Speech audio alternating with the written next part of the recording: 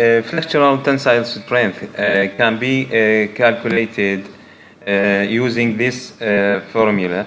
F is equal to P L multiplied by 1000 divided by BD square. So the F is the modulus of rupture or the flexural strength. Extreme fiber stresses in tension, which is usually in megapascal. The P is the failure load recorded by the testing machine, and the L is the span length, which is this one, from the center of this support to the center of the other support. And B is the average width of the beam of the specimen at the point of failure in millimeters, and D is the average depth of the beam at the point of failure in millimeter. Now we're gonna move to the direct tensile strength. We said before that the tensile strength is usually tested by indirect tensile test, which is much easier and easy to perform. But if we need the direct tensile strength, we have different testing mechanism we can use to estimate also the direct tensile strength. So various direct tensile tests have been proposed, including one, glued end plates on a prismodial or cylindrical specimen. Secondly, we have the prism using friction grips, and also we have the shaped specimen. And the third one is commonly used when direct tensile strength is needed, as shown in this figure, where the concrete specimen is just like a dog bone and placed on the testing machine. Two grips from the top and the bottom, while acting on the specimen and recording the maximum tensile load that the specimen can resist. Easily, the calculation of the tensile strength is simply the load divided by the area. And when we talk about the area, which is the cross-sectional area of the concrete specimen, and the load is obviously recorded by the testing machine. So, the relationship between a uniaxial tensile strength and the flexural indirect tensile strength, due to the difficulty in obtaining accurate result when undertaking direct tensile testing of concrete, some standards like the Australian standards 3600 relates what is referred to us as the uniaxial tensile strength to both the indirect flexural strength and the flexural tensile strength of concrete. So, the uniaxial tensile strength, according to this standard, the AS 3600, is equal to 0.9 FCT, which is the tensile strength obtained by the splitting. When I said splitting, it is the indirect tensile strength as discussed before here. So this is the splitting test or the indirect tensile strength. And as I said, the indirect or the uniaxial tensile strength can be one of these tests.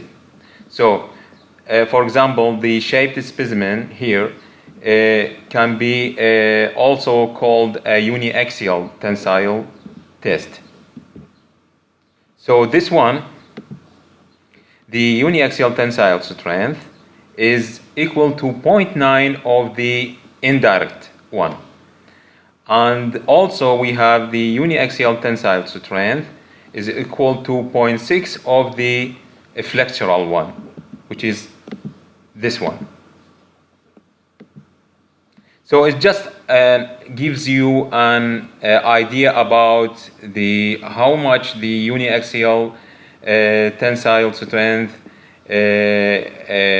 proportional or equal to the common test, like the indirect one or the flexural one, because as we said, the uniaxial one is not a common test and not easy to perform.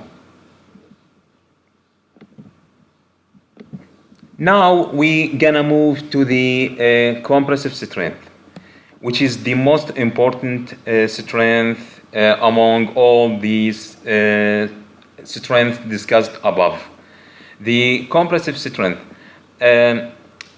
is the standard quality control test and does not relate to actual strength in situ. As the rate of the strength gain on a site may differ to that from laboratory specimen. But in any case, the compressive strength is usually, or mainly, taken as the quality control in design codes. And we have the F prime C, which is the compressive strength, is most important property of the concrete. And the concrete is mainly designed to resist a compressive strength. And the concrete, when it's go higher in strength, we need to improve one of these properties, like increasing the density of the concrete, resistant to deterioration, and reduce porosity and reduce permeability. All these characteristics will brings the concrete to a higher strength, which is what we usually need in design codes. Compressive strength can be used as a measure of quality or durability, because the same factors that affecting the strength of concrete also affect the permeability of concrete. For example, if we need to increase the strength, we increased the density and reduce the porosity or the permeability, which is also reduce the effect of like ambient conditions that negatively affect the durability of the concrete. For compressive strength, for a particular type of cement and mixes with a limited amount of gravel and sand under specific ambient condition, the compressive strength will mainly depend on two factors. The first one is the water-cement ratio, which is the most important factor that affect the compressive strength, because if we have like excess water-cement ratio, that means after the evaporating of the water, we have like a capillary porous or capillary permeability, which cause the weakness of the strength. And the second one is the degree of compaction, which we discussed in chapter 4 before. These two factors are the main factors that affect the compressive strength. So for the first one, the water-cement ratio, if we like to estimate the compressive strength, we have this equation of this formula, where K is multiplied by VC, which is the volume of cement, and VW, which is the volume of water, and we have A, which is the which is the interrupted air factor. And K is a constant, should be given to calculate or estimate the compressive strength of a particular concrete. This formula can be found in the book that I upload in your classroom, which is the English book, and it's we will discuss more about this formula in the time of the lecture on Tuesday. And now we have finally this figure, which is explain the relationship between the water-cement ratio and the compressive strength.